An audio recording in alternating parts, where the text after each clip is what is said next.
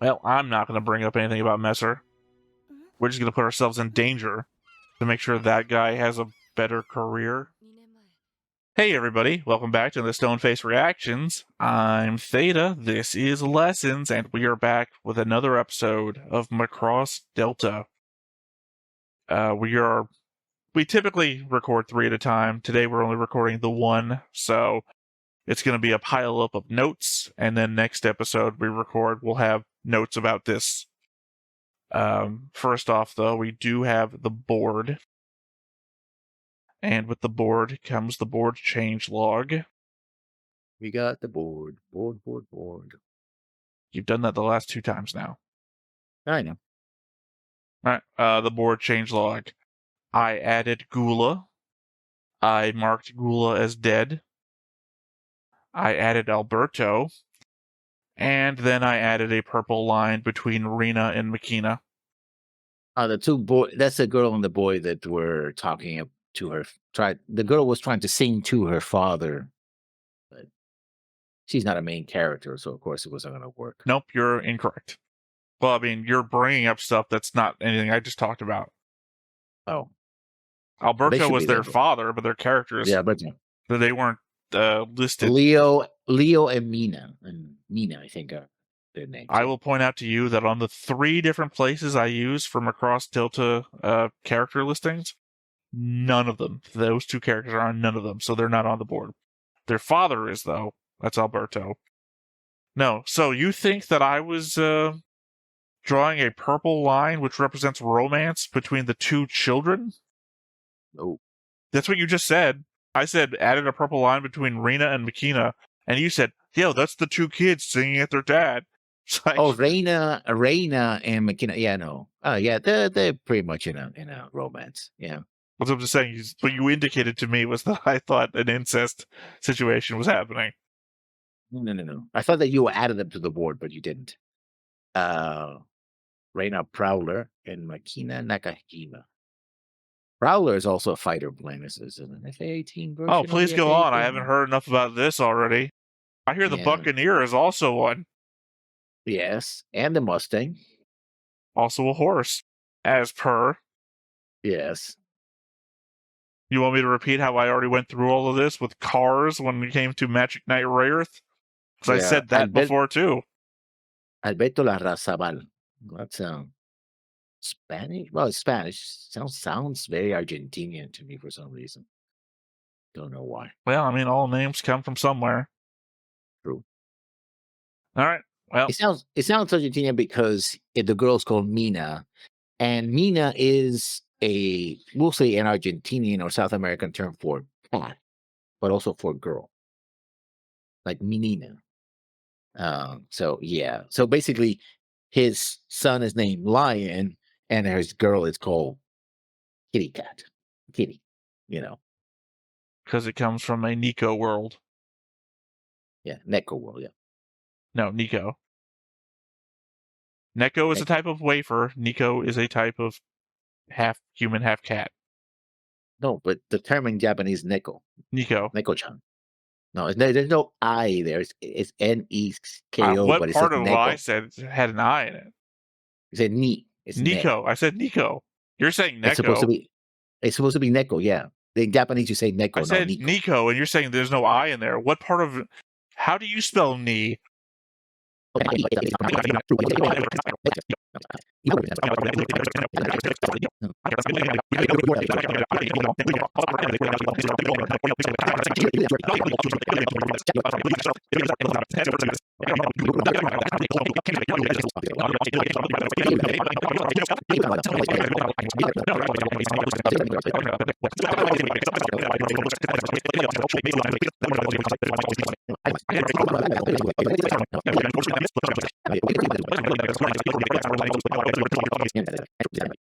All right, so we come with notes. I believe you have like 3 times as many notes as I have, which means you go first. Oh, sorry. I will also indicate that I only have notes about episode 6 and 7. You have notes about episode 6, 7, and 8. I cannot guarantee my quotes are of high quality, but they're notes. So let's get this party started, shall we? We start with episode 6. Uh, decision overload. First note, Mercer has a point. You risk more by trying to save an enemy's pilot's life if you don't have the skill to pull it off than by shooting them down and killing them. Mind you, for future reference, I didn't put in a second note this. The show seems to say that that's not exactly true, but How does the show say he has that's a not point. true? Because of actions that the main character does later on. It's like, oh no, I still managed to pull it off, so I guess I do have the skill, sort of. I don't know that it's the show proving it's not true. I think that's just main character plot armor. Yeah, Well, I mean, here's the thing: is that side NPCs don't do it, yeah. right? So, but I mean, they're also dying too. So, That was my note. Messer calls them all to a meeting in order to tell them what to do in order to have a better chance of survival, like better piloting or watch your six. Except he says nothing to Hayate with the excuse of, you're not even worth talking to. It's a bullshit thing to do, but I have to assume that it comes from a place of, I already think you're going to die, which he does actually say, and doesn't want to invest in someone that is ultimately going to fail him. If Mirage wasn't there, I doubt he would have given him as much advice as he did. Yeah, kind of reminds me of something that in that movie was pretty dumb, but here it makes more sense. And that was in Wing Commander. Like people wouldn't acknowledge each other until they, you know, so they had kills or something like that. It's like, oh, you're already Oh, dead or something I like thought that. you were Yeah, going to go the opposite way, because remember, they forget them after they die. yeah, I thought you were going yeah. in They that forget. direction.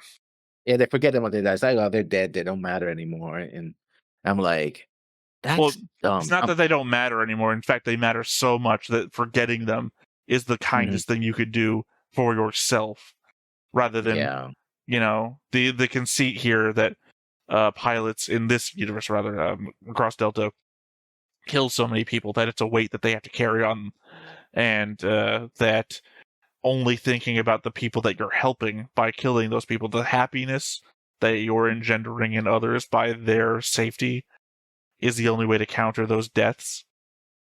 yeah. Uh,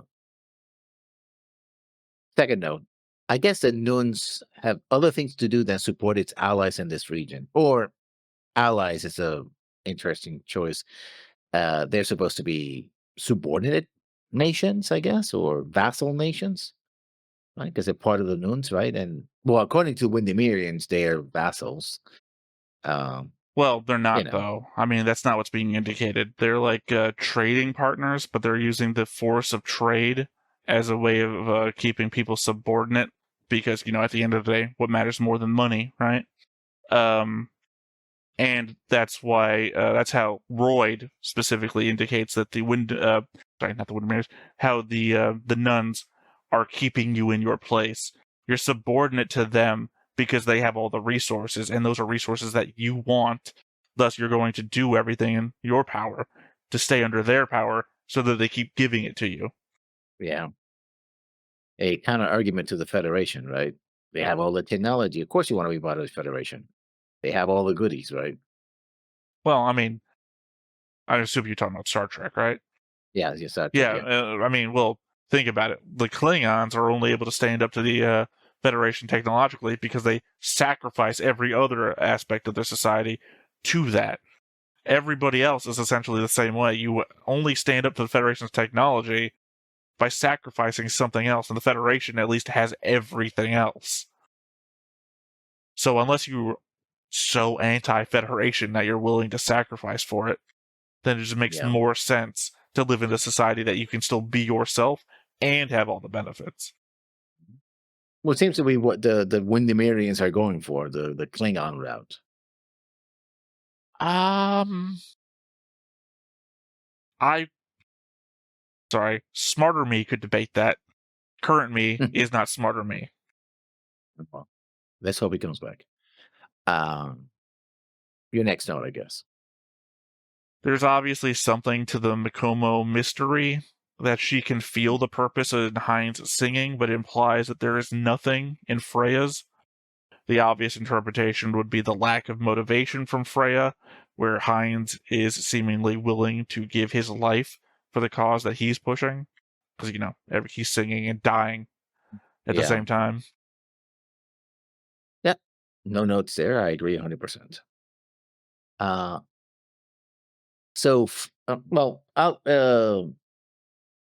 my note on that is that Freya's voice has no color, according to Miku, right? And I say no color because that's how Freya describes different music, right?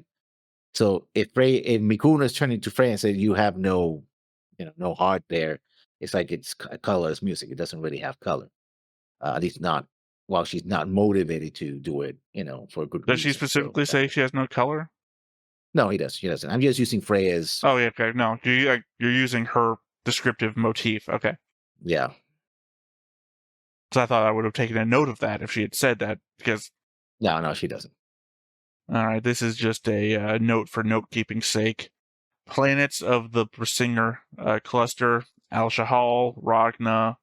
I've written Ragna twice, literally back-to-back. You'd think I would have recognized that. Yeah.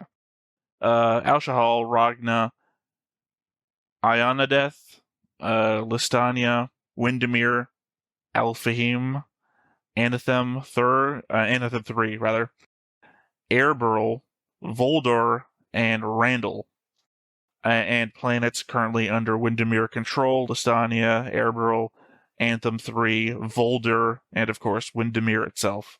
So near half of the cluster is under Windermere's control. And just throw this one last bit in there, because it's also a note of the similar type and it doesn't fit anywhere else. It doesn't make sense to read it by itself. Ruins locations: Planet Arabil, Rig Sutonia ruins, and Planet Voldir, Paragonal ruins. Obviously, there's also a ruin at Windermere. We don't know the name of it yet, but that's 3 different ruins that we are familiar with in the cluster. They do have simulators, I see. We see Mirage in a simulator after she gets talked down by Mir, right? It's like, so she's practicing. Wish that, the implication when Hayato says later on, "You're my instructor," is that he actually does take simulations. So start using simulator because they are in space and not using their fighters. So I don't think that's the implication. I think the implication is something that they literally already goddamn went over, which is the idea that I respect you and I want to be learning under you, as we got from that other episode where he says that to her at the end of that episode. This is just doing that again. I don't know what the point of it is. a reinforcement, right? That he's changed his mind about her and. Well, no, that's what I'm saying. That's what he got the first time when he didn't respect her, and at the end of the episode, he says, "Oh, I respect you. Teach me more, please." He says it to her again this time as an indication of, "Oh, that's right, you are experienced. Thank you for going over the fact that killing people does hurt me internally. But this is how you got over it, and I respect you for telling me about that. Thank you, instructor." It's like, okay, you've already gone over this relationship. You didn't have to call her instructor because we already know that's what you think about her in that aspect.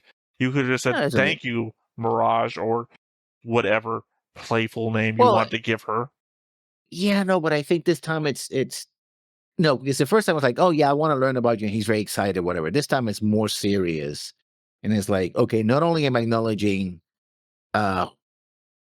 your experience, I'm also acknowledging my position relative to you, that seniority, right? And I think that's very important, especially in sort of Japanese culture, right? She is a senior, he's a junior, and he basically by using that term is saying, I'm accepting my position in this relationship. This is who I am right now.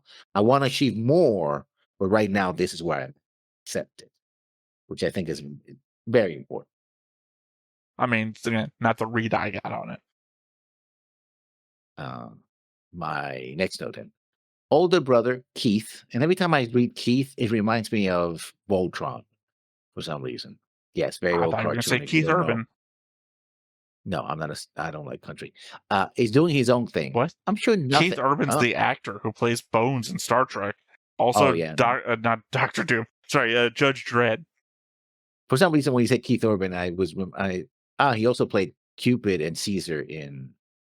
I honestly was trying to reach to a country music star, but maybe Toby Keith was the name I was going to go Toby with. Keith, yeah. But no, actually, Keith sorry, Urban, yeah. it's Carl Urban, not Keith Urban. Yeah, Keith Urban is like, what? No, yeah. Got confused there. So older brother Keith, brother to the Prince Heinz. Prince of Ketchup, is doing his own thing. I'm sure nothing will come of it. Because basically, there's a line where he says, "Oh yeah, we got some scouts here and we shot them down," and he's like, "Did anybody tell you to do that?" No, I just did it. Like Royd is like, To be stick to the fair, plan, man. Lord Royd still answers to the royal family. True. Although at the same time, Keith does what Royd says, so it's a very confusing dynamic. It feels very much like a power structure of whoever says something first has to listen. Well, I mean, he's a prime minister to the king. He's his first minister, so he has that authority. Keith has the authority of being a prince, but it's just a title. We've already covered in discussion before, the element of why is Heinz the crown prince when it seems like Keith is older. And then I think you were the one who brought up the fact that maybe being older is why he's not in responsibility. Yeah. Because we only live for 30 years, and maybe if you're 28, maybe you shouldn't take the throne. Might act in reverse. The younger you are, the closer to the crown you are. Your next note. Go figure to name the guy with just one appearance before dying, Ghoul. Oops.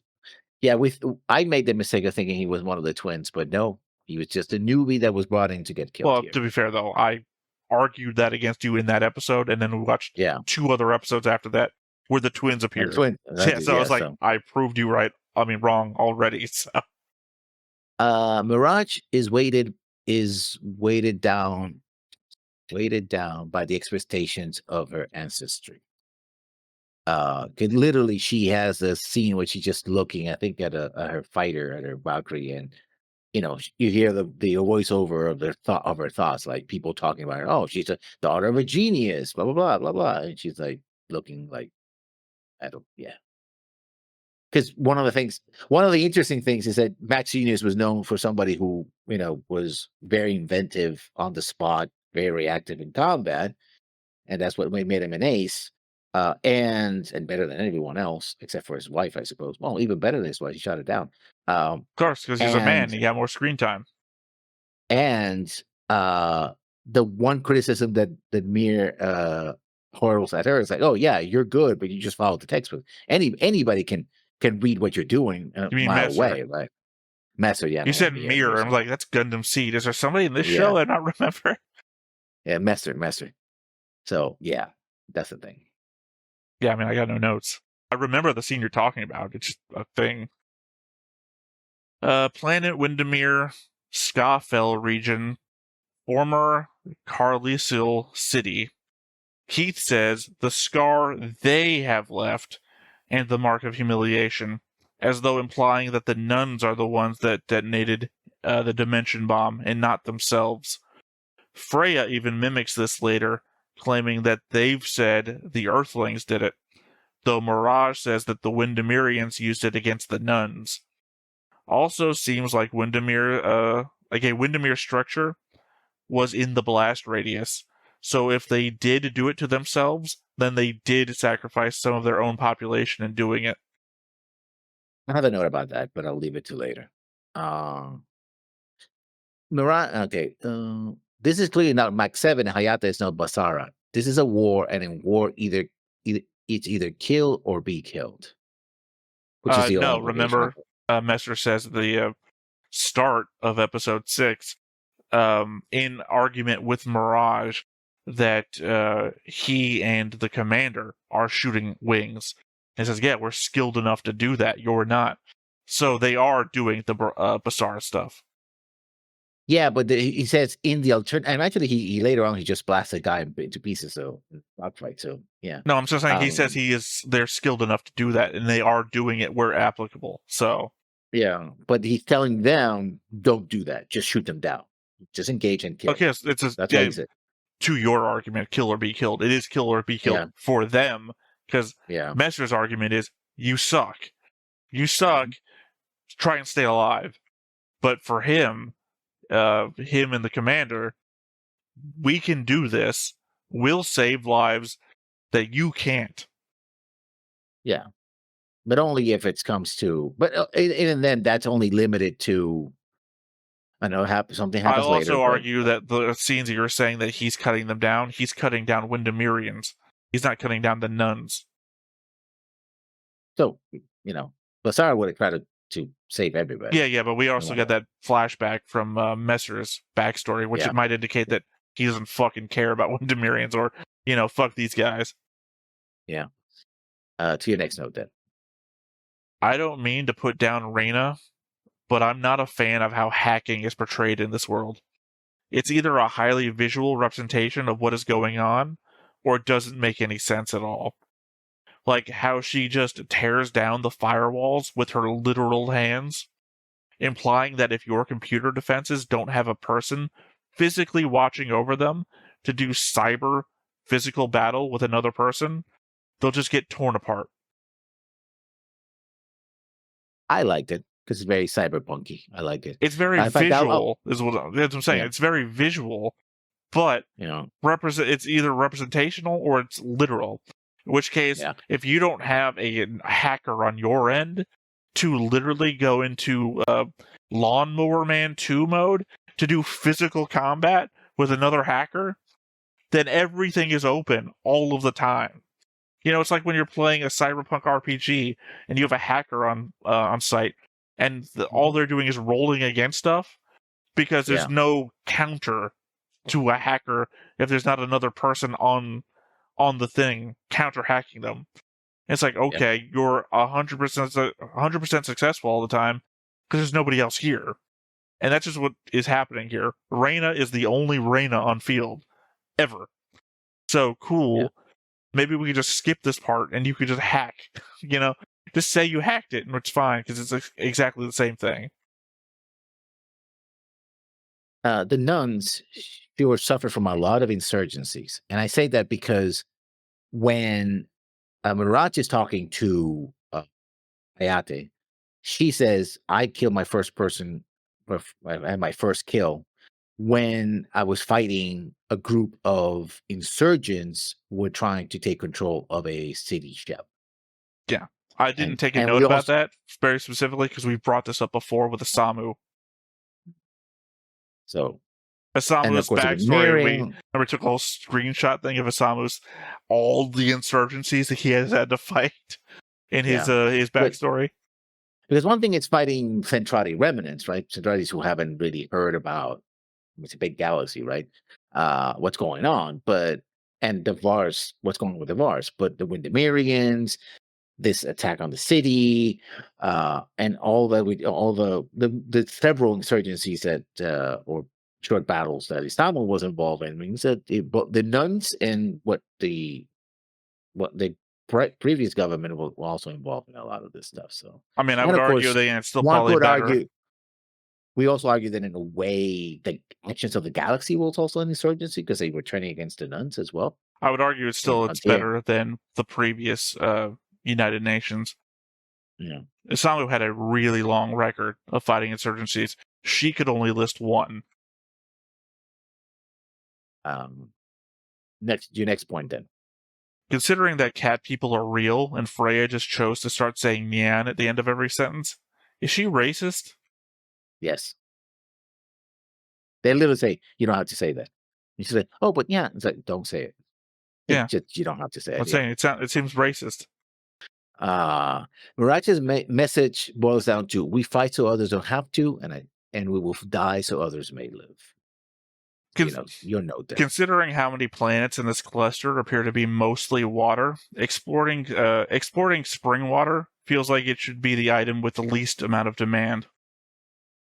Well, it depends on how much this water is, clear water, and I say salt water. It seems to me that it would be easier to refine water on your own planet than to import water across space. True. I mean, water is something that is very plentiful in space. During the pandemic, and stuff like that, back during the pandemic, there was the argument about the cost of importing toilet paper. And just about every country in the world can make toilet paper in its own country at far less expense than importing toilet paper from across the world. Well, it depends if you have the right wood, though. No, I'm not saying can as in a hypothetical, like let's make factories to make toilet paper. I mean can as in do. They can because they do. Like, because this came up specifically with a Australian YouTube channel where they were talking about Australians importing toilet paper from across the world. It's like, no, we make our own toilet paper here. We don't. That's an imaginary cost made to cause panic. That we can literally refill the shelves every day. We make toilet paper here, and that goes for just about every other country, first world country in the world. So the idea that we have to import the water from all these other planets. Also, by the way, not for nothing, they're importing water from the protoculture ruins, which we've already covered. Just about every planet already has. You already have that spring water on your own planet. Well, apparently, what's the name of the planet in which Ragnar doesn't seem to have that kind of. We don't know. The only planets we know 100% have them are the ones the Windermerians have taken, because specifically they want to take those ruins. But again, Ragna, also mostly water. And not for nothing, it's mostly water that its native inhabitants can live in, because they've got gills. But not everybody can, though. The Ragna can. Anyway, going back to, who used what. We heard that Vendemirians were the ones that used a fold bomb during the war, but according to Keith, it was the nuns. Leaving me to believe there might be a third party involved. Well, remember now, it's dimensional weaponry. We're not calling them fold bombs anymore.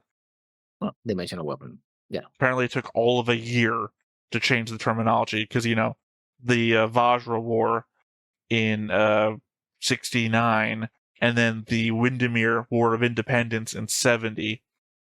And in the Windermere War of Independence, we're literally calling it dimensional weaponry, which we've already made treaties against. I mean, you already have previous treaties against reflex weapons, and they need a special. You mean reactionary weapons? Reactionary weapon. Well, yeah, reflex weapons. When I tap your knee with a little hammer and you kick me in the face. Reflex weapons. Originally they were called reflex weapon, then they became reactionary weapon. I remember in Zero and SDF Macross, they were called reactionary weaponry because the monsters used reactionary weapons. Also, it just makes more sense because it's nuclear reactions. I would hate to encounter a guy who has nuclear reflexes. Explosively so.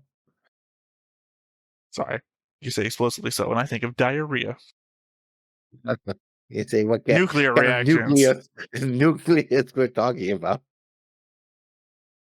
When Reyna does her blood analysis on the Voldarian soldier, it comes up 58.64% plasma, 1.02 plates, and white blood cells, which clearly means platelets, 42.93% red blood cells, and 3.7% Sidzanel, the substance that causes VAR.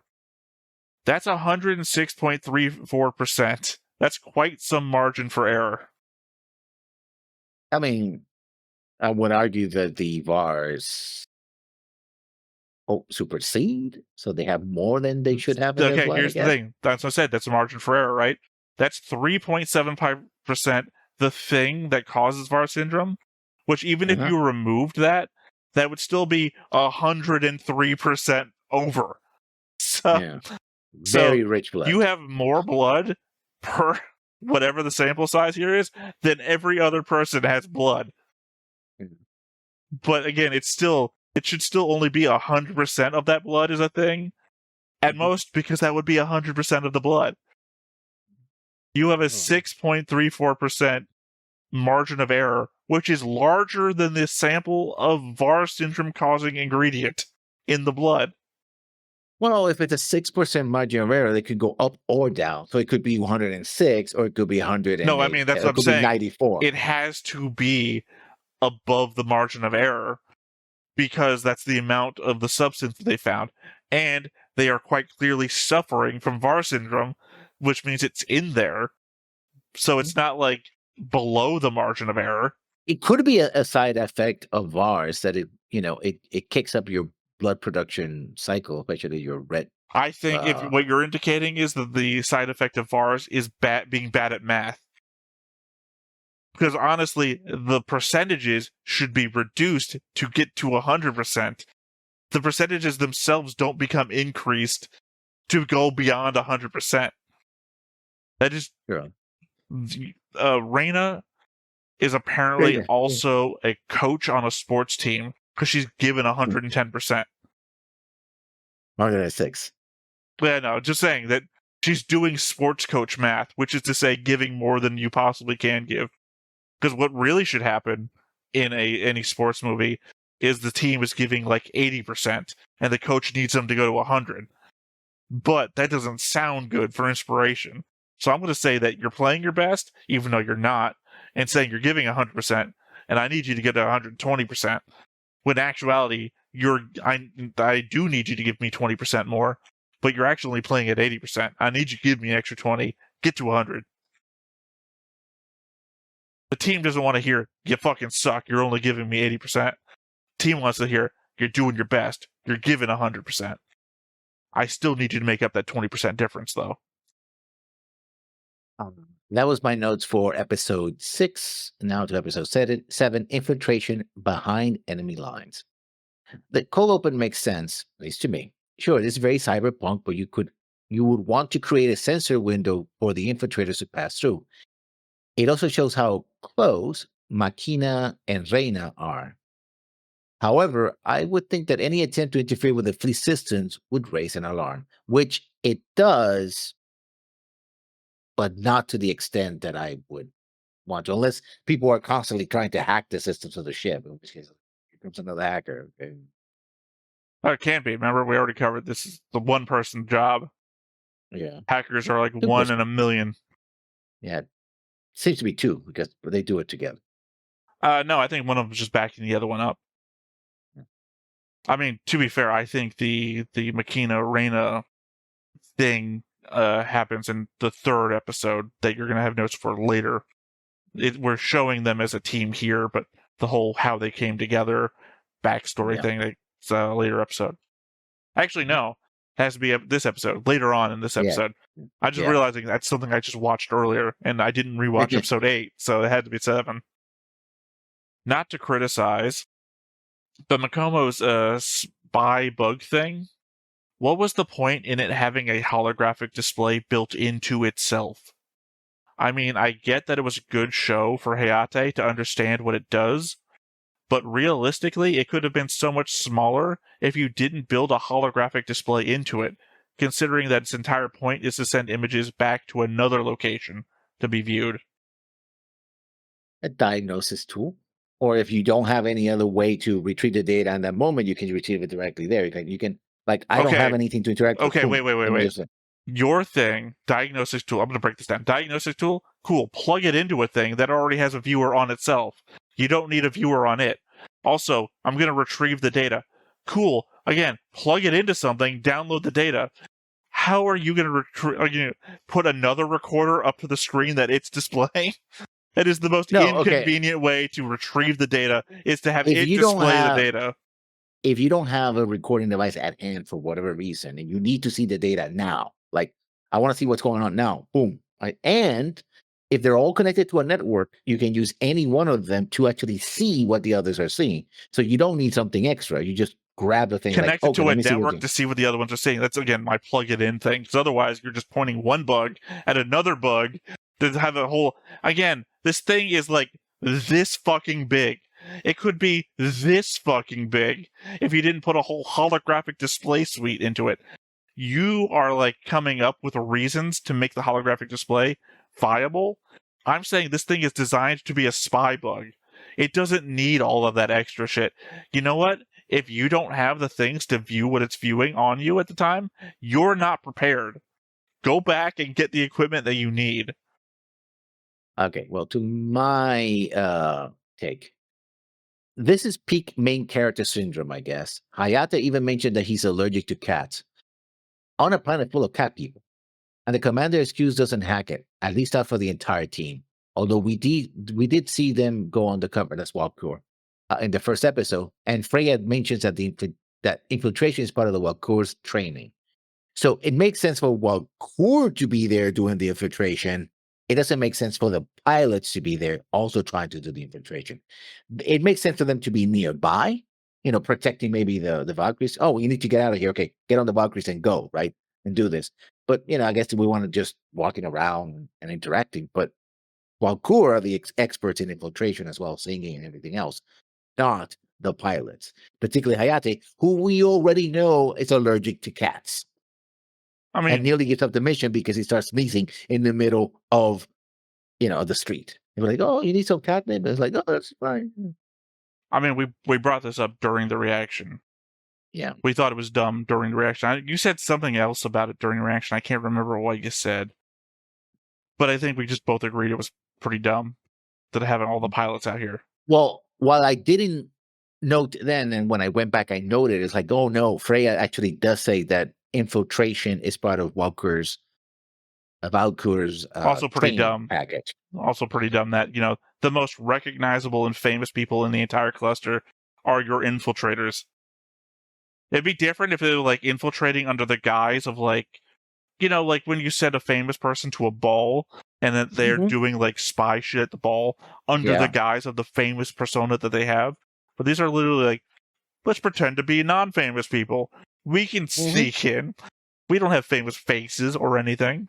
We don't literally project our faces everywhere we go and in every fight that we're in, so that literally every individual person on every planet would recognize us.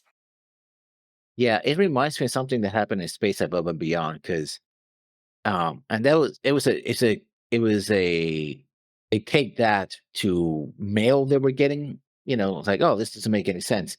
And literally, because the thing about Space Above and Beyond, oh, we're Marines, but we're Marine pilots. But sometimes they would have them doing ground missions, and then in the next episode, because some people wrote in and go like, or maybe some internet chat forum in the 90s, wrote it's like, oh, this is dumb. The colonel comes and is like, well, you know what? You're Marines and you do what you're told, and if you have to be in the ground, then I'm like, yeah, you're trying to make it sound like it makes sense. It doesn't make sense. These are pilots. You don't waste your pilots running around with rifles, because if they get killed, you don't got pilots. Royd was an academic before and wrote a thesis on the protoculture, finding that the races of the Persinger cluster were the last humanoid races created by the protoculture and claimed to be the true inheritors of the protoculture.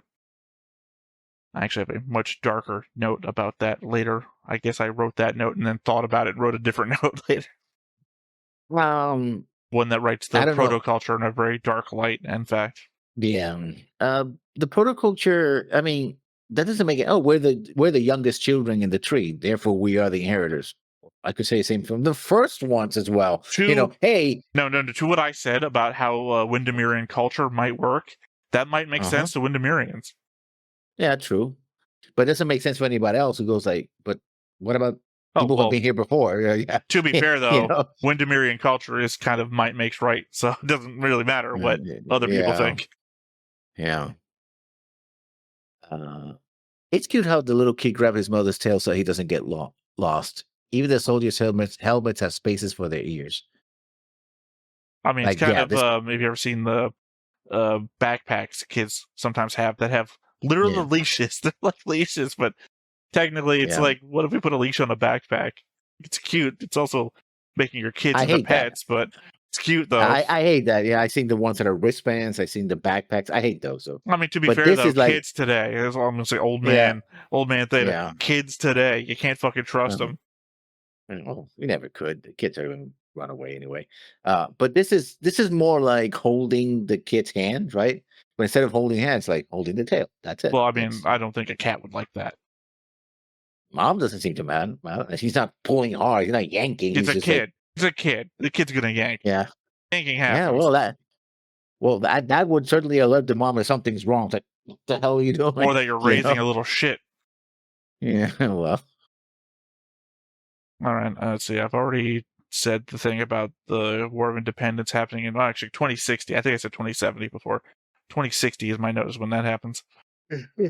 Messer's commentary about drinking water is so random. I saw it in the army because outside the army, Messer's never seen drinking water before. Or is he just one of those guys that always wants to remind you that he was in the army? Yes, well, I no, I know. think I'm being flippant. I'm going to throw this out here before you get a jump on me. I'm being flippant because Messer's always like, he's actually referring to the brand of bottled water. And he also mentions the apples. It just, in the moment before I let the scene continue, it just, that's drinking water. I've seen that in the army. It's like, Messer, what the fuck, man? Are you like, those are band-aids. I've seen those in the army. Like, everything is the army. Yeah, it's like the those. guy who Yeah, really wants yeah, to remind you that he served. yeah. While the scene with the father is heartbreaking, I can understand Freya's impulse, and I can understand Freya's impulse to help. Mikuma was right in stopping her from opening her mouth. You know, she jumps in out of the shadows and pushes and so on. He's like, "Oh, don't do that!" It's like, you idiots! You're gonna give our position away. Yeah, also Shut up. leading to Yeah, the whole the bug thing that I was yeah, having a problem with. yeah. I appreciate that we're in the same episode, but my notes are so far ahead of yours because I just didn't have anything to say about the things that you do. But yeah, that's the point. Two different points of view, two different notes. Who was Makumo calling? Sorry, who was calling Makumo? She feels a call, walks up to a structure, and just says protoculture. Could be an ancient AI. Heinz. Hines? Could I be a mean, third party. she starts singing it. I don't believe in the third party thing. You're going Justin's route on this. Justin Well, kept pulling third party as his call for, like, I think it was Gundam Seed. He thought a third party was at play. Now you're going third party route. All you gotta start doing is say trauma bonding. it could be she's been getting a call from whatever. I mean, we've Could seen be Alto. recordings of the no, well, could be also. But more to the point, remember Oh, that in what? just when was the movie, the OVA was the OVA? The OVA Uh-huh. from Across Frontier, where They go into the temple, yeah, ruin when Rankin and things, them, but and they go to the temple, and the temple reaches yeah, out and connects. That wasn't the uh-huh. future of Across Frontier. Did we ever get Yeah. a date? No, I think a couple of years because in fact, Ranka was about to retire from being a It would have to have been like 11 years. I don't think she looked 11 yeah. years older. No, I mean she was what 17 when the movie ended, so she would be 28. Yeah, nobody else behind her looked older either. Sorry, I'm just trying to Yeah, reach out the two things, connect them together. It would also give it us could well be a recording from the protoculture like it happened in the temple, except without the barbs of like, oh, we got to teach to test your blood or something. I don't know though, because the Windemirians seem to have that whole fold thing in them. So I'd figure if there was a protoculture message, they would have gotten it already. Unless they are acting upon Maybe, it already. That could connect it to my last note, actually. or it could be that the Windermereans think it's the message for them, but it could be for someone else, right? The protoculture could have preferred children, and it's not necessarily the Windermere thinks, oh, we're the special ones. It turns out, no, you're not. You're a failed Well, experiment. considering that the show is made by humans, Yeah. Well, yeah. I Who mean, else would have what's made the it? Yeah. normal thing to do? Specifically, Yeah. if this Yeah. pans out the way that most anime has, or even Gundam, or other Macross so far, it's going to be Yeah. specifically humans from Japan that are the ones that. Well, actually, no. I guess Macross Zero counters that one. It's going to Mhm. be Philippine humans, Yeah. specifically the humans that were from humans from the sky and humans from fish or whatever it was called. Yeah. Uh Little spy bugs were a great idea. Yes, I know you're talking about the excess systems in it, but the idea of deploying those bugs, nothing new, but the fact that they're bugs and they're spying, I think was a pretty cool thing to show. Yeah, again, I didn't have a problem with the concept. It was just so much extra shit was packed into them that the fact that it looks like a hamburger patty in her hand is so fucking big. I'd be Like a fair, when you cicada. make a bug so big, it draws attention to itself. Like if I Well, saw a fucking cockroach on the wall, cockroaches yeah, are fucking big. My eyes yeah, attracted to it. yeah. You need the bug to be Yeah. small enough to be annoying, but not enough to, like a fly, a fruit fly, or, Yeah, something like that. yeah. So once And you it get goes away, and you're like, yeah, because you once I ignore it. notice It's like, if I notice a bug that's as bigger than my thumb, literally yeah, I'm it's now gonna die. attracted to it to try and get rid of it. Yeah. All right, back to Reina math. Reina identifies 1.3% of what makes up the water in the ruins and jumps immediately to it's just normal water. She only identified 1.3% of its ingredients.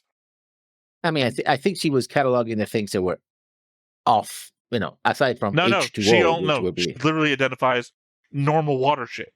She didn't identify Yeah. the things that's not normal about it. Like literally, the scene transitions to Makana having a conversation with her, and then she starts reading numbers. So it's not also that she was reading numbers before, and we caught the tail end. We caught her reading all the numbers, which is 1.3% of what makes water water.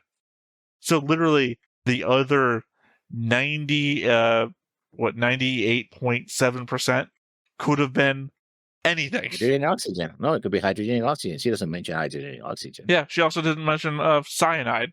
Could have been fucking anything. She says 1.3%. There's a little bit of sodium in this, and a little bit of I don't know, Yeah, what's unusual? some What? native thing to the planet that she also mentions like a 0.03% of. Yeah, she's mentioning things that are not No, because the usual. other one was like 0.1%. No, not so 1% something. Sodium.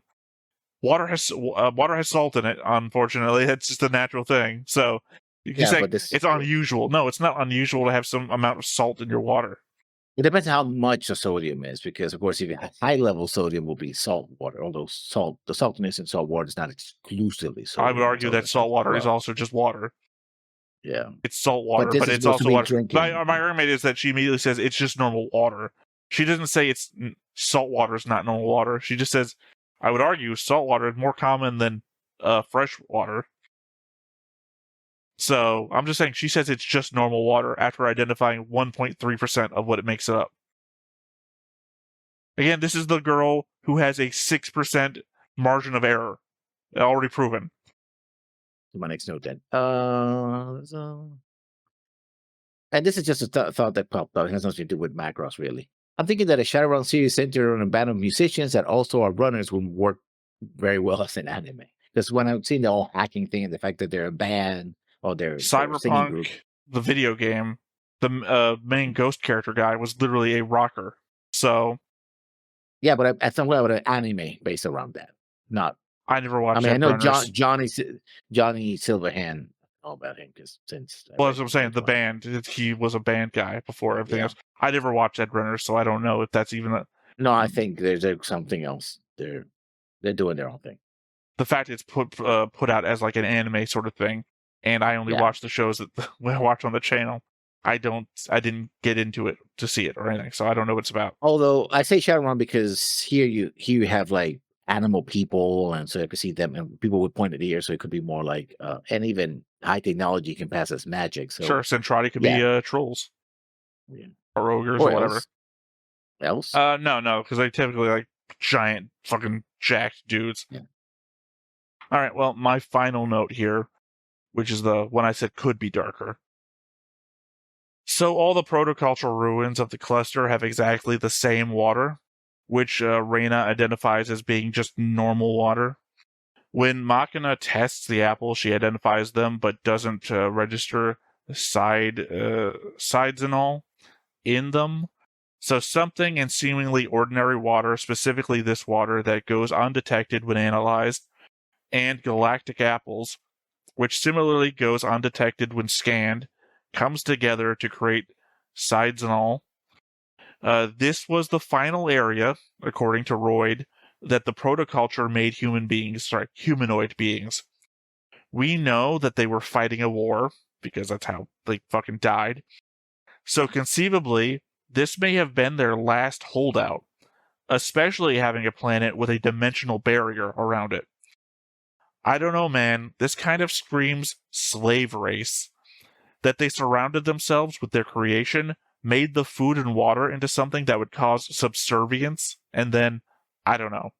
But it doesn't paint a pretty picture of the protoculture. No, it could have been that they were. This is the last attempt to, and I'll leave my note, and then there's a ingenious way to transmit virus by using two separate elements that seem harmless by themselves but deadly when combined. Well, it's And I not say that deadly. because, well, deadly in it. Well, is it deadly because you get brain control in order to fight, and if you fight and you die, it Well, became deadly. But so, I'm sorry. My note is more about what the protoculture may have created here, and your note leans into what the Windermerians are doing with it. I'm not arguing yeah, your note. I'm just arguing it's only deadly because of the Windermerians. yeah. But here's why I tie the two together. Hopefully, it could could very well be that the protoculture was attempting to retreat to this location, right? And it modified these races so they could be soldier races, so they could fight for them. That's why they would need control, right? Not only to build for them and to be slaves and everything else. It was like, oh, Centrati are going to come over. We need soldiers. We're not going to build more Centrati. We lost control of them, but we're going to make sure we have control of these jackasses and use them. You're not disagreeing with me, though. I'm saying this I'm is not a disagreeing. dark, I'm tying bad. to it. Yeah, I'm saying, yeah. Yeah. Sorry. I thought you were reading your note to disagree with me. No. That's what I'm saying. This feels like a slave race thing. They created themselves slave races and then made the food and water something that would mind control their slave races and then conceivably may have hid behind a dimensional barrier world, which then would make the Windermerians right that they are the inheritors of the protoculture because they are the last planet the protoculture were on. Granted, I don't know why you would hold up on a world with a race that you make that only lasts 30 years a pop, but It could have been a it would mistake. explain. I mean, it would explain their whole. We made them the best soldiers possible. You know, they're highly physically advanced Yeah. and they're capable of fold with their minds. Not like fold with their minds, but I mean, they can perceive fold waves and everything with their minds. They are the most advanced race of them all. So, yeah. Or maybe they built them with a short lifespan so they couldn't have enough time to rebel, I suppose. Yeah, they Right? couldn't just Andrade them again. Yeah. That does also paint a weird picture of their advancement in this whole. Because remember, this isn't all fighting the Proto-Devlin. This is fighting themselves. It's a civil war amongst the protoculture, as we learn. That they go from creating the evil, which is what the Proto-Devlin inhabit, which are capable of such fucking crazy shit, that they then they make the they make the Zentradi, which are, the Zentradi, and then they start just like fucking around with everything else around them to try and Well, make the perfect genetic project. the thing is, we don't know the exact timeline. Well, we know what is claimed in the murals of the protoculture temple in Macross 7, which seems to indicate that they made the Zentradi first, I want to say, and then the evil after. And then they got into a war first with themselves. And then they created Zentradi to fight that war. And then either one of the factions, we don't know which faction it was, created the evil to fight the Zentradi. And it was as the evil who got taken over by... I don't think the evil was the counter to the Zentradi, because it seems like they're indicating that the same faction that made the Zentradi made the evil. Now, we don't know what the other side was making. It's entirely possible the other side is the side that made us. The other side was the one fucking around with everything else. Like, the first group made the Zentradi, and they thought that was fine. And then they made the evil to, like, I don't know, be commanders of the Zentradi. Because, they made a specific group of very small group of superpowered beings. And typically in anime, that's what you would use as your commanders. Your bosses. Yeah. But then again, I guess the Zentradi must have killed the other side of the protoculture. Because to turn on their own masters, they had to have won the war, I imagine. Yeah. So maybe this is the final holdout of the other side of the protoculture, the one that created. That doesn't make any sense, really, if you think about it. sorry, the one element that's tearing this whole theory down. I love this theory, by the way. I love it, but I don't think it works. Because if that was to be believed, then Birdman, already a super weapon, right? The same group that would be creating all of these other things would have also been the ones that created Birdman. And if you already had Birdman, why wouldn't you just make more Birdmen? I mean, I guess Birdman is a powerful weapon, but I don't think Birdman could really stand up to a fleet of Centrati, which would be overwhelmed, right? Unless you have thousands upon thousands of Birdmen. To be fair, neither could I think humans by themselves. Like, it's like, yeah. why would you make any of this if you But I already think could make Birdmen? Birdman, I think, mission was not as a weapon per se. Birdman was the way one of the ways they propagated and modified existing species. But they added probably an extra protocols. Like maybe what happened was the original protocol for Birdman was, oh, go to this planet and do the seeding. Centrati rebel, and they're like, oh, we're gonna send you an extra mission because we don't want these creations to turn against us or other of our creations because they're liable to be as violent as we were and Centrati were. So if that would have happened, your last protocol is to destroy them before they become a threat. Well, remember that Birdman had a cockpit, so he was essentially a ship. We're using Birdman in this but it's still essentially a ship. So I guess maybe the argument is maybe that faction was all Birdmen. Maybe the humanoids that they made were pilots. Yeah. And then we go all the way back around. Well, why would you use pilots as infiltrators? Or maybe it's again a safety measure. It's like, yeah, this is automated, but if nobody needs to get in there and control this, then we're gonna get it. Because that's what happens, right? She what was her name? Chin reaches out to Nomi. Sarah. And Sarah's like, okay. And between the two of them, she changes the situation, right? She overrides a protocol because the Birdman was talking to her saying, no, this is what I'm supposed to do. You guys are violent and all that. But I mean, we hear a voice. She had the ability to sing, and she had the bloodline because don't dilute the bloodline, which is kind of a weird message. Well, also we hear a voice, and that voice comes from Birdman. Right? I guess technically it's not that weird of a message when there's literally a space organization that requires your bloodline not to be tainted, versus the weird racist message of don't taint the bloodline without that space alien thing too.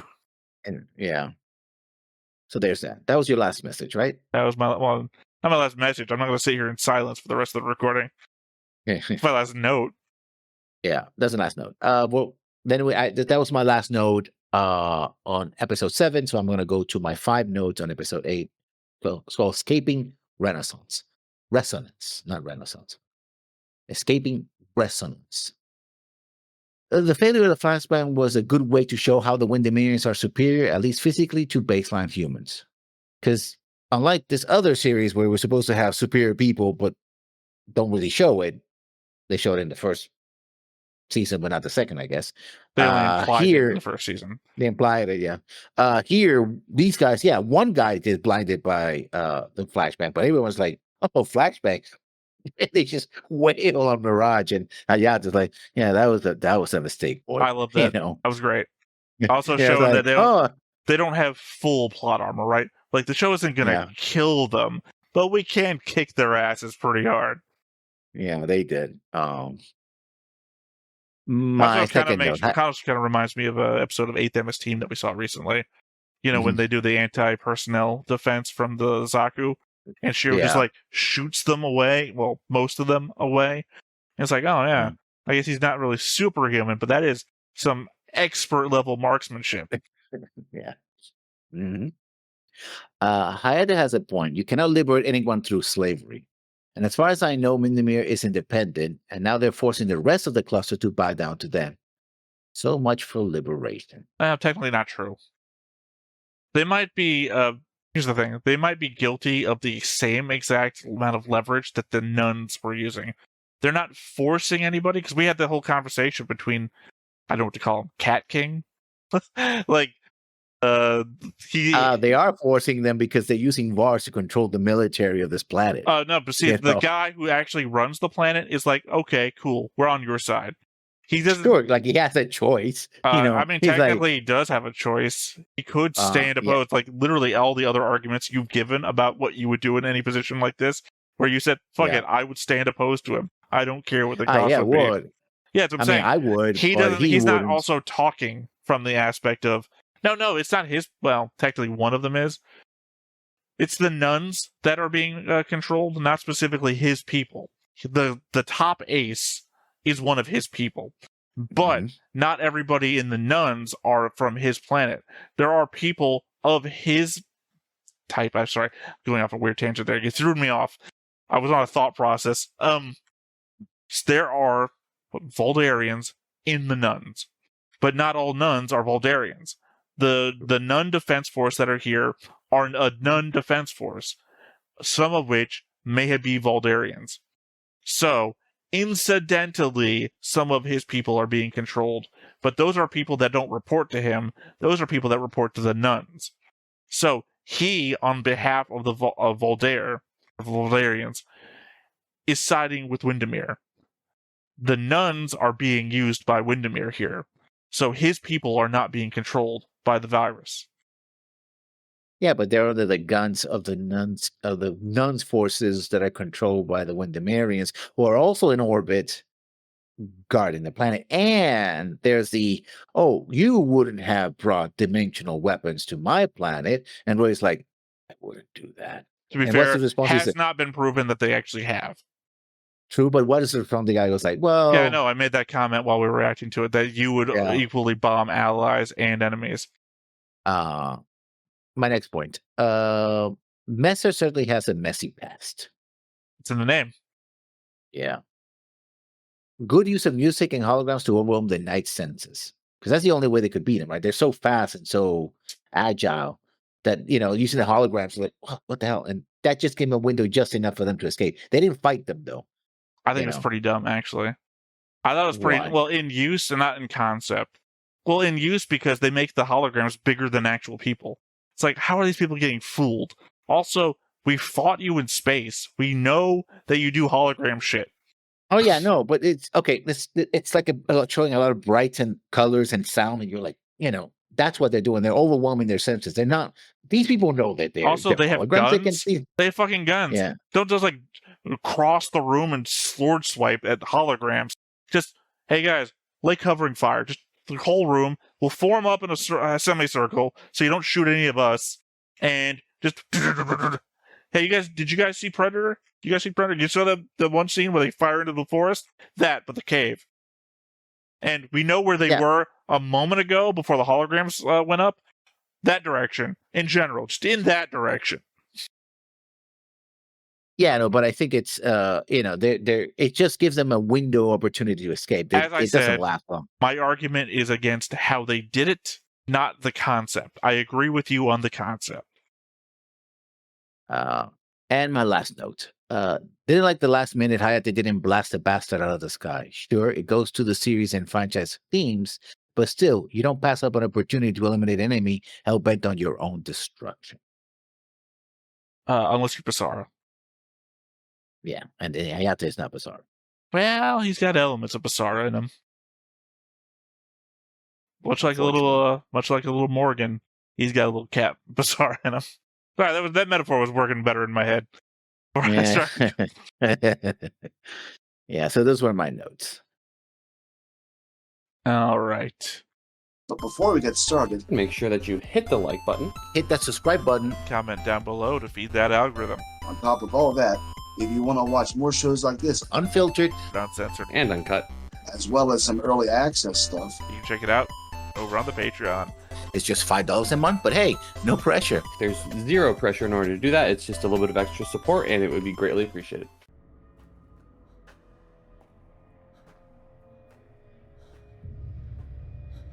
Oh, extended scene. And more red.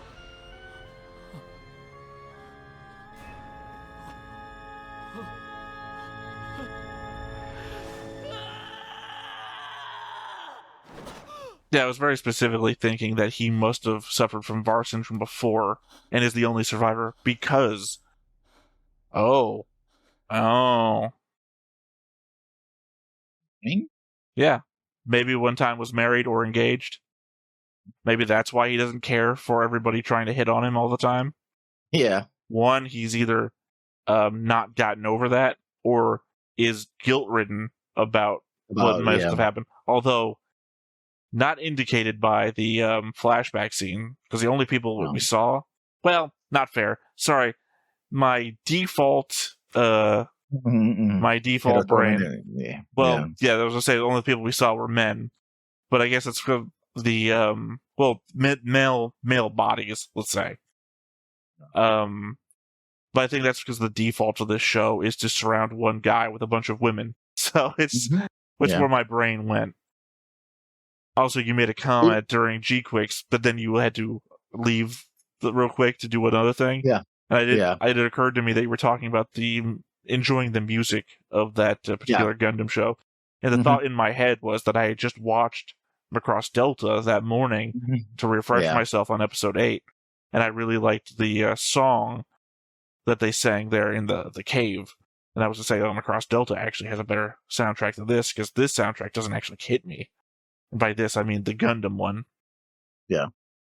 There's no standout song in the Gundam soundtrack so far. Well, I mean, I like the soundtrack in Gundam GQs is it punches up the scenes rather than being something that overpowers them, right? We literally just saw you suffering from VAR syndrome in a dark room.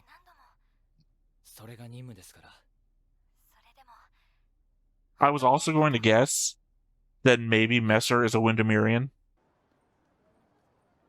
Without somebody cut off the... Yeah, what better way to hide the fact that you used to have a rune but to give yourself a mohawk and shave off all the other hair? But are Windemirians immune to VARs? We don't know that. Remember, it's the combination of the water and the apple stuff that makes the Sidzalone thing. So maybe he just ate the stuff and other Windemirians know not to. Fold bacteria? What the fuck is that? Well, the same bacteria that were... Well, like viruses that were... Bacteria that exists in fold space? I mean, we already had a fold infection. Oh, you possess fold receptors. Well, we know that. It was indicated to us in episode 1. I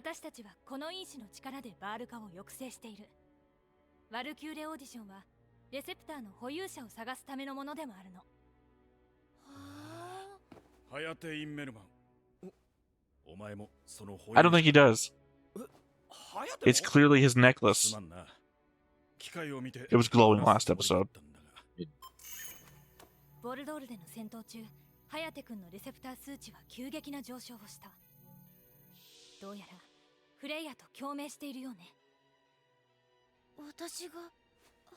I also still don't like the concept of her singing gives him skills he does not have. Or the idea that having skills beyond your ability somehow makes the jet better.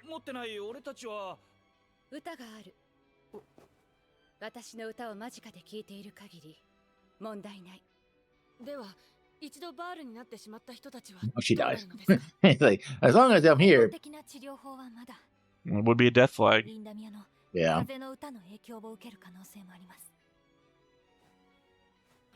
Well, I'm not going to bring up anything about Messer. We're just going to put ourselves in danger to make sure that guy has a better career. And one of the planets I mentioned. Wow, an entire planet wiped out by VAR epidemic.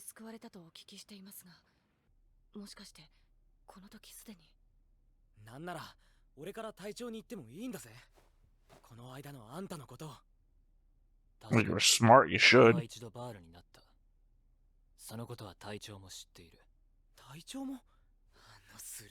Oh, the captain already knows. Of course he knows. He saved him from the planet. We just covered that a minute ago. Not a reveal. I'm not saying that to you. I'm saying that to Hayate, who fucking thinks it is. 話は終わりだ。基地に戻れ。注意。帰ろうぜ。話すだけ無駄。 Well, I thought it was a ring. It obviously looks a lot bigger now.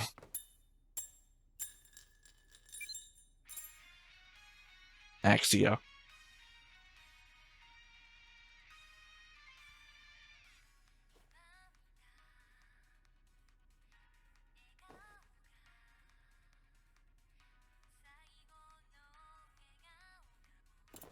Walkure. こんな曲あったか。この声、かなめさん。俺のことは黙っていてくれ。ですが。 I think maybe this goes to my previous theory about the songs of Walkure that existed before the war. Yeah. Because remember, there was there was a Windemirian Walkure song before.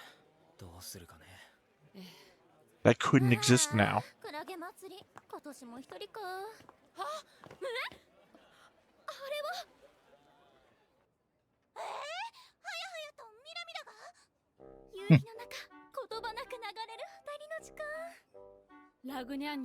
So back to that episode of SDF Macross where the other bridge bunnies see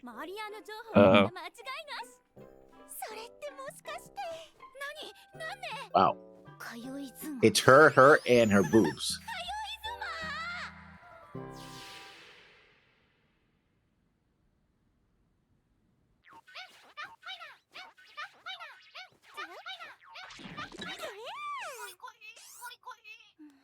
that has to just be a toy. Yeah. Well, it's a phone. It's her phone. Though. Oh, that's right. So I'm just thinking the mouth goes nowhere. Yeah.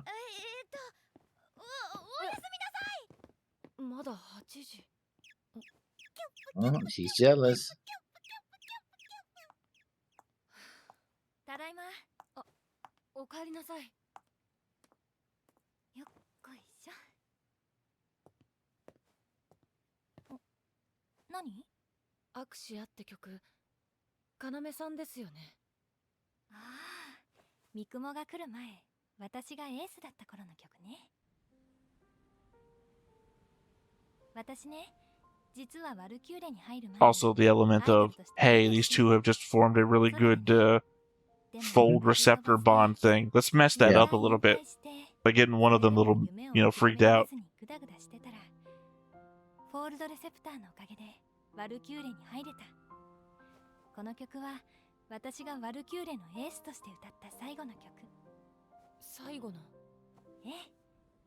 So, reintroducing this dude into the love triangle again.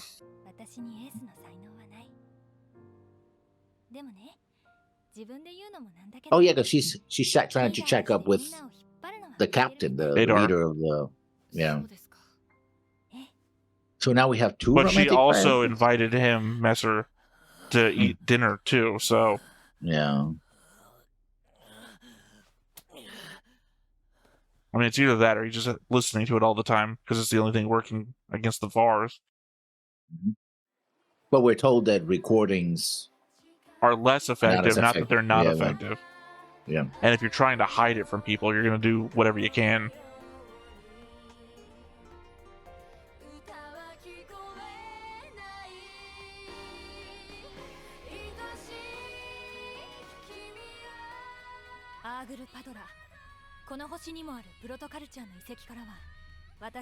Because remember, they were singing at the other one before, and it powered up. I think it's a combination of Heinz and their singing did it. Yeah. Gonna have to add this one to my list of protoculture ruins. Oh, were their planet cores? Interesting.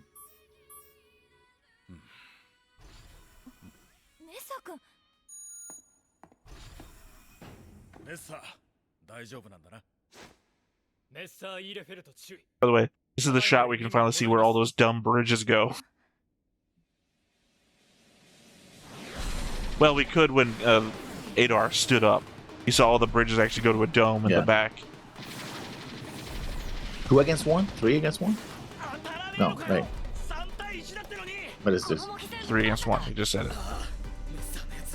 俺たちを白騎士に見立ててやがる。まだやる気かよ、あいつと。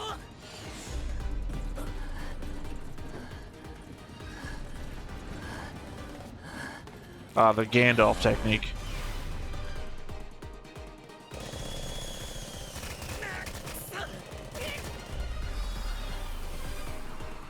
Messer's like Michael Jordan. He plays better when he's sick. デルタ3、4、5撃墜されました。危機迫るってやつだな。何が言いたい？戦はここからが本番だ。戦力を把握しておくのは指揮官として当然だ。They should do this in a simulator. Eh. 通い妻、二人きり。二人きり。 As long as they don't load Messer up with actual ammunition, that's pretty good. We're safe. ハヤテとミラージュさん。犯人二人きり。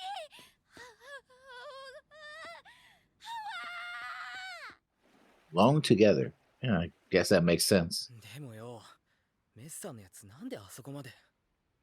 どんな理由があろうと止めるべきだと思います。そうだけどよ。 Yeah, it would really suck if one of our pilots got better. ごめんなさい。情けない。 Oh, he's suffering from bars, in which he get turned against them. 自分のことが Yeah, like I said, so long as you don't load him up with actual ammunition, we should be good. Yeah, but he's useless without real ammunition. You have to use him in the fight. No, I'm talking about during simulations. I mean, yeah, but... No, dude, you can't. That's dumb. Also, he doesn't seem to be like mind controlled. He just seems to be like berserker mode. So literally, hey, everyone pull out. Let him defeat everyone by himself. He could get control. Maybe. 遺跡のことも気づかれたのでは。気づいたところで風の歌い手の歌声がなければ。どこへ向かう？調査だ。我々には時間がない。安心しろ。風の歌は必要ない。Okay. Well, I mean, Hines is the prince, so he says, Yeah. "We don't worry, we don't need the prince." Like, wait, is that good? Is that like,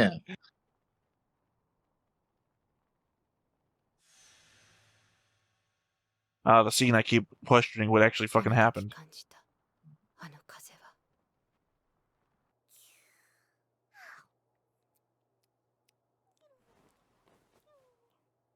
なんかね、この感じ。ルンがムズムズする。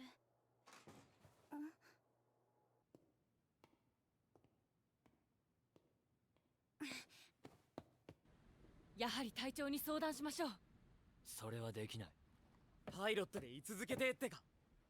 白騎士と決着をつけていない。俺たちじゃあいつを倒せねえとでも言うのかよ。注意が。Yes, that seems to be what's going on here. その時は俺を殺せ。はあ？なんでそうなる？確実に敵を落とせと言ったはずだ。だからそうなる前にどっか行けって言ってんだろ。要さんと何か関係があるんですか？お前まで何言い出すんだよ。あのブレスレットには要さんの歌一曲しか入っていませんでした。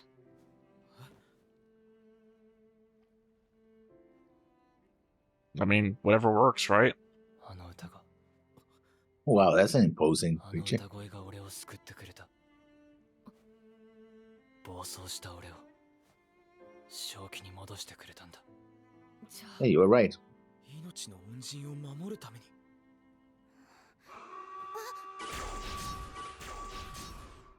空襲警報。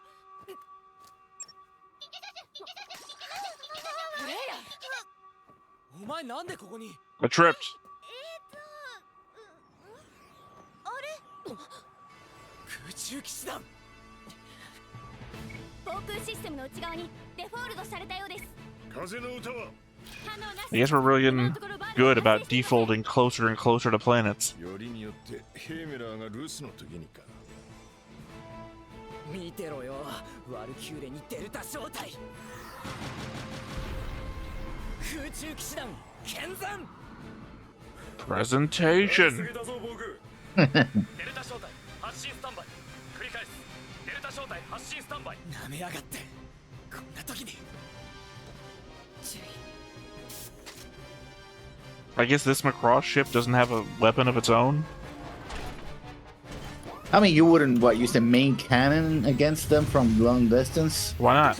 They're in the air. No. You're aiming up on a ground line. I mean, what would they do? I don't think they're expecting the Macross ship to shoot at them, but really take him down quick. 人のステージに乗り込むなんていい度胸。集中集中。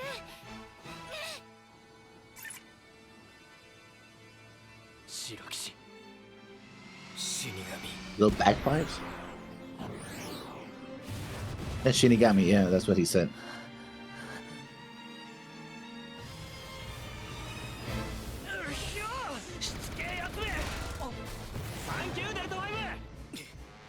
Also, do we have all of, like, 5 aircraft defending all of Ragna?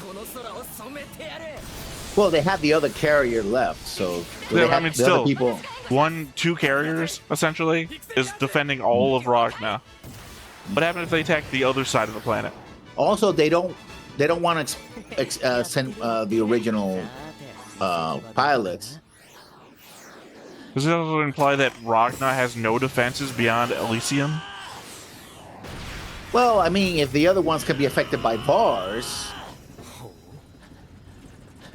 then you don't want. To If they were doing anything with fighting some bars people. right now, Messer would actually be worse. Then never mind, there we go. But it actually just feels like Messer just goes into Vars on his own.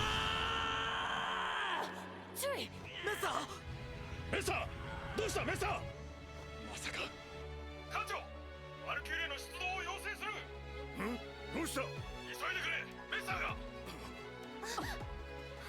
メサ君に何か行くわよマルキューレ了解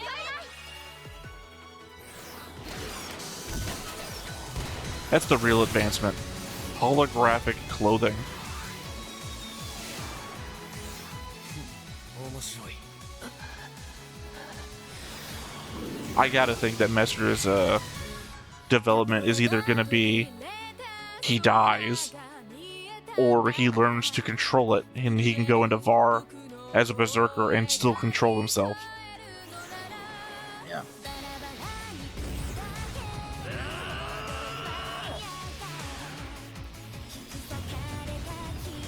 We have the one move. Yeah. We do the death twirl every time. Well, it's not the death whirl, it's scissors. That's Actually, right, Messer won't stop scissoring. Oh, both of them.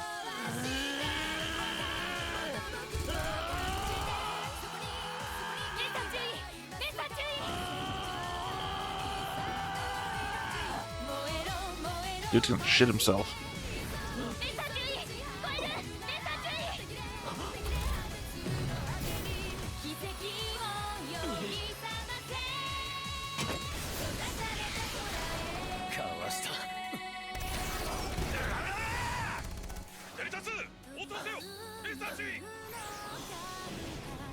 Yeah, having the veins go into your mouth. That's a thing.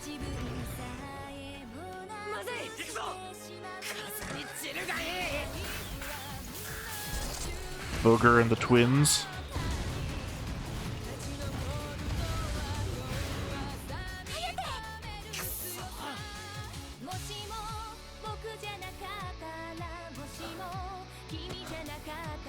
That's why you should have killed them in the first place.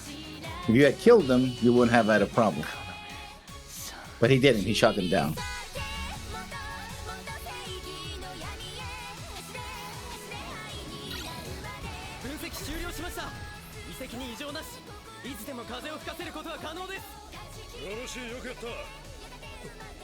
Oh, his hair glowed.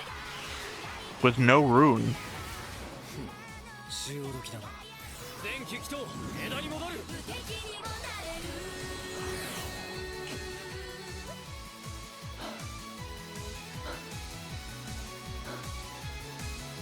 So this is gonna be their next target then. ルンがこのような色を見せると。 I guess. I don't know. I mean, that's what they're doing the scouting for. They found the ruins. The ruins are intact. They're going to try to attack this place next. I mean, maybe not. Elysium is here. I mean, you could choose other targets that they're not at. ご存知だったのですね。定期的にデータを送る条件でな。アラドと俺がレディ M に話をつけた。無茶だったと More 思います。 Lady M. 俺もだよ。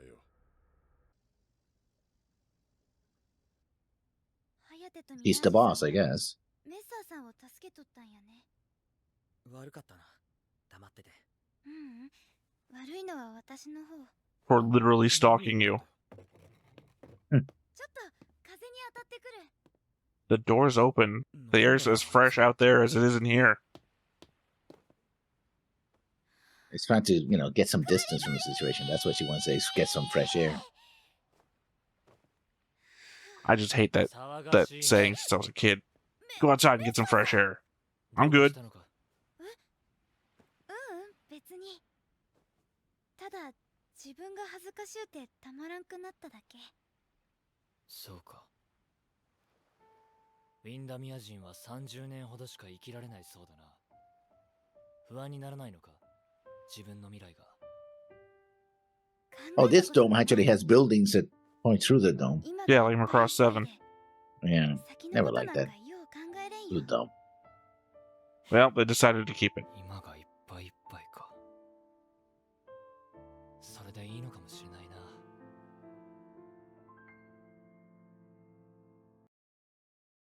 Wow. This is one of those episodes where I feel like there was 5 minutes of content and I don't remember what else happened. I mean, everything is around Messer and, That's what I'm saying. but we don't, That was like We don't 5 get- minutes of content, I felt like. I guess he killed his own people. That's the implication. That's literally what I said at the very start of the episode. Yeah, but we're not really shown it, so. But we are. Well, we're not showing him Hey. doing it. Well, literally, it's a very visual symbolization of him looking at his hands, and his hands are covered in blood, and the redness of the blood is way more vibrant than anything else. So Also fresh as well. it's like I said, it's a visual metaphor, but it's not a subtle one. It's a very on the nose thing, and it is exactly what I said too, because he cops to it. But that's why I'm saying that's 5 minutes basically of the episode, and I really don't remember what the rest of the episode was, other than I used to be an idol. I used to be the lead singer of Walk Here. That was the last song I sang as the leader of Walk Here. Well, cool, yeah. Lead vocalist, rather. Oh. Mm-hmm. That's what I'm saying. Not a good episode. I don't know. I think it's a fine episode. I'm not saying it's a not bad episode. I'm saying it's not a good episode. Also, they were studying the apple, so they confirmed what they found in the last one, which shows them Axia like, Flash. yeah, Sorry, you were looking off and away when our Mhm. 5 seconds of next episode came up. So I don't Mhm. even know if you saw it. Yeah. Axia Flash. Name of the next episode. Does she get killed? I doubt it. I would be surprised if anybody in the show gets killed. It doesn't feel like it's going to be that kind of thing. Like, I know every Macross series so far, somebody gets killed. Mm-hmm. Didn't feel like that this time around. I mean, a named character. That's what I mean by it. Oh, yeah. I mean, totally. But I don't know. This feels like it's trying to combine elements of every Macross so far. Mhm. And yeah, you remember Basara, how he didn't let anybody die? And yet people did die anyway. Name one person that died in Macross 7. Or's tattooed head in the head. Who? The leader of the special quadrant who literally rammed himself on the ship. No, I literally didn't understand who you were trying to tell me. I did not. Yeah. Who? And there was the one episode of the one guy about the wife that cheated on him. It was completely set up so he could die. Okay, Yeah, name so 5 bad. other people that died. Not a lot of people died, but people did die. Also, his wife didn't cheat on him. Yeah, they got divorced, and then, they were divorced, yeah. Yeah, just We don't. the we kid don't. didn't recognize him, and then the kid talking to some other guy as though he was his dad. Doesn't mean Yeah. he's cheating on him. Kids do that. Are you my daddy? Yeah. I'm just saying, it doesn't feel like, well, I don't know. Maybe I'm being hyperbolic because I did say that how is Messer's story going to end? He's either going to die or be empowered by this. Or sideline. He could be just like, I can't do this anymore, and someone I else don't steps foresee up that into his happening. place. Well, because I think it would be he was in interesting. this weakened state already, and then they brought him on the team. So it'd be weird for him to then be pulled off of the team for the thing he was already suffering that they knew he was suffering when they brought him on the team. I mean, it could get worse. I It don't seems know to be getting how. worse. It seems to be getting worse. I mean, this is the same level we've seen him at every time we've seen him at. Yeah, but in the beginning he wasn't suffering from it. Now he is. Therefore, could be a situation where he loses control and gets, they have to kill him, right? I mean, thank God we're on the team of people who can literally get rid of this problem for you.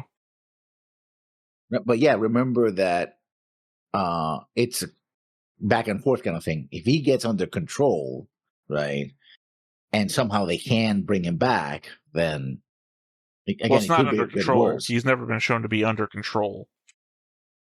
I mean, under control, the fact that he hasn't killed anybody of his own teammates or gone on a rampage before the. Well, the you said first under team. control and they bring him back, so I assume what you mean is under control is the mind control VAR thing. When I'm saying we've never seen him do, he's gone crazy VAR, which is the default. So we've never seen him under control. Yeah. And I don't think the show would do that either. The show is I don't know, pushing the show is pushing the narrative How between. many episodes do we have left? That's where you want to use your high voice, okay? We had 26 episodes total.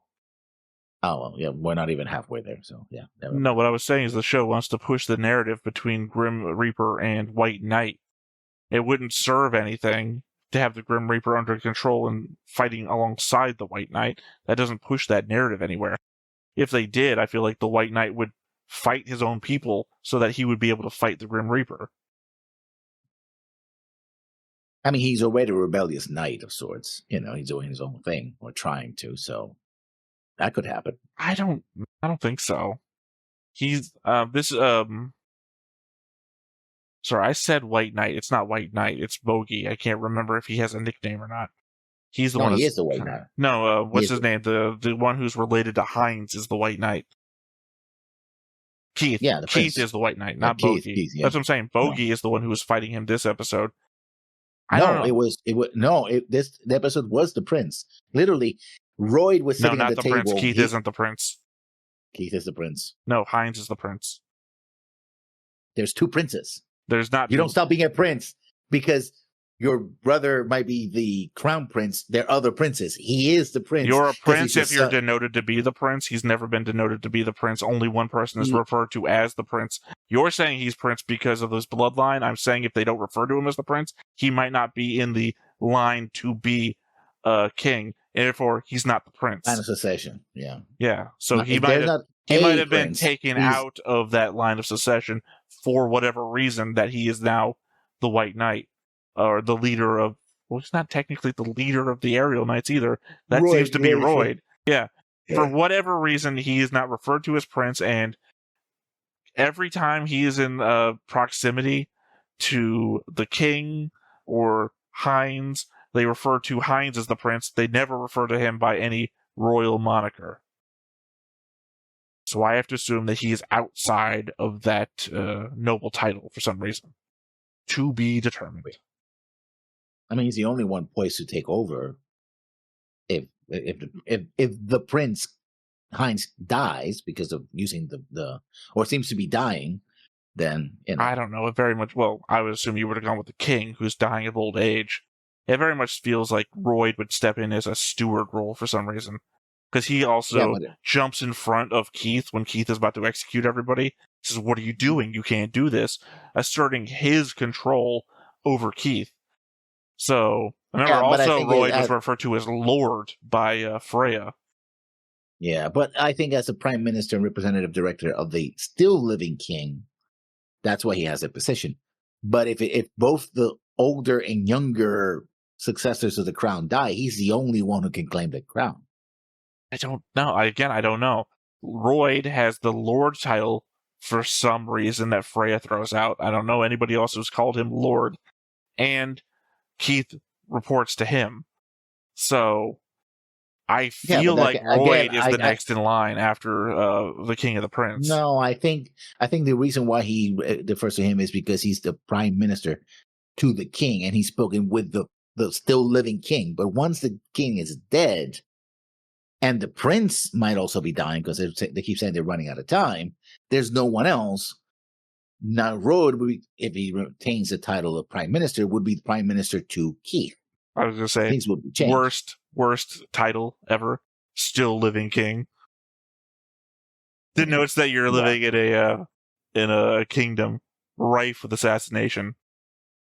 Very short lives. These days, we report to the still living king, as opposed to what? The dead king. Yeah. I don't know. Obviously, this could come into play that literally we've seen Royd and Keith stand opposed to one another before, so it's entirely possible. One could try to perform patricide to put himself into line of succession, or we could get a Steward of Gondor situation. Like, who the fuck knows? Just the element that Keith is never referred to as Prince is the thing throwing me off.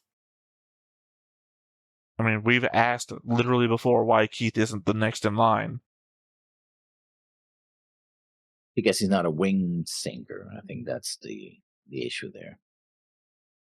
Never really been expressed that the current king was a wing singer. Literally, it's been expressed that the current king used to be the White Knight. Yeah. So clearly that isn't the means of succession. Or it could be that the former White Knight, when he had a child that was discovered that was a wind singer, because it's supposed to be legendary, very rare, he said, okay, you are my chosen successor.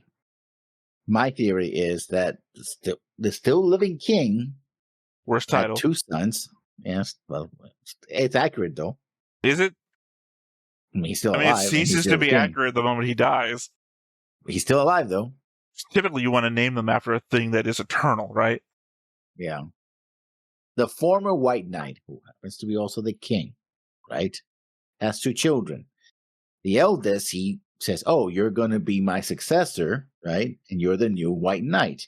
But then has a second child who turns out to be a wind singer. And the key to this whole thing is like, oh, no, you're still the White Knight. But the youngest one, the one wind singer in a generation, comes along. It's like, oh, you're going to be my successor. And that the older brother is resenting that because I used to be the one who was going to be the next leader, but now it's going to be my little brother who's also dying for using his own ability. What the fuck, right? So he's now being a rebellious little shit. Well, not little shit, but still rebellious shit. Also not very rebellious because he takes Hines out to see the explosion site and inform him about their past as a people. Not super rebellious if you think about it. He wants to influence him away from the designs of his father and Royd. Because, it's like, Royd keeps saying, oh, we're going to have to do this peacefully because that's what Hines wants. But I think it's actually Royd who wants this to be as peaceful as possible.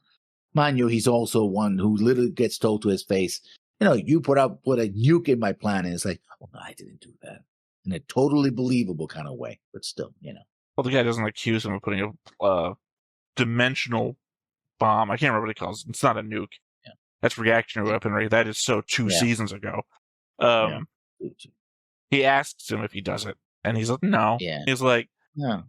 Well, you Windemarians have a habit of blowing up your allies and your enemies. Yeah, but he says in such a way, it's like no, and you can't prove otherwise, so it doesn't matter if I say no. I'm just going to say no by I would also argue that he's not turning Hines to his own methodology, considering the thing that he says is exactly everything we've heard the king say already. So he's pushing literally what the king says. Oh yeah, this episode I actually liked it. It was character development, somewhat. Not the best. Not as much as I wanted, but not horrible. And the whole thing about now we have 2 romantic triangles going. I've already said it, a number of romantic triangles have happening. This is just adding to existing romantic triangles. Again, this episode didn't do anything new, except for maybe introducing more of Messer's VAR syndrome thing, but you could have gotten that from last episode. I mean, we got the fact that he had it, but we didn't know. The full flashback extent of that it. we got is exactly the same flashback that we got from the previous episode. Yeah, but Which led me it wasn't to enough. write down the note no. that I couldn't give because I didn't write it before this episode. Sorry, for everyone who's like, why did they change their clothes from the note section to this section? Because we're recording this sometime after we said all of our notes at the beginning of the episode. Probably should have said that during the opening credits. But, well, to be fair, why did Lessons change his clothes? I clearly didn't. Although I did lose my bed for some reason. Yeah. Something you haven't brought up all day, that weirdly my bed went missing. I didn't notice. Yeah, it's only the entire background of my. It's like because I see your pillows and stuff like that. It's like, oh, so the chair is covering the rest of the bed. No, my bed got rid of. Now I have a cot. Oh, well, because I can't sleep laying down anymore anyway. So they're like, yeah, you don't need a bed anymore. Oh, that's great, I guess. Yeah, well, my life so enjoyable. Anyway, I mean, you could. I mean, never mind. It was one of those pillows that goes, Oh, I sleep in the chair. This is literally This is my spot. I will be found dead in this chair. This chair is not as comfortable as that. It's not a recliner like that. Oh, I mean, this chair is so fucking old. The seat, I've heard the springs break in it a long time ago. It is not a comfortable chair either anymore. It's just better than waking up choking. Yeah. Choices are few and far between. Well, now that all of that's been included in the recording, I have been Theta. This has been Lessons. We've been Stoneface Reactions, and we will catch you next time. Bye-bye. Hey everybody, thanks for watching another Stoneface Reactions. If you have an idea of another video we could go ahead and watch, go ahead and put it in the comments down below, and we'll add it to the wheel. Be sure to like, comment, and subscribe, and let us know what you thought about this video, what parts you liked. And until then, we'll see you next time. Is this too goofy?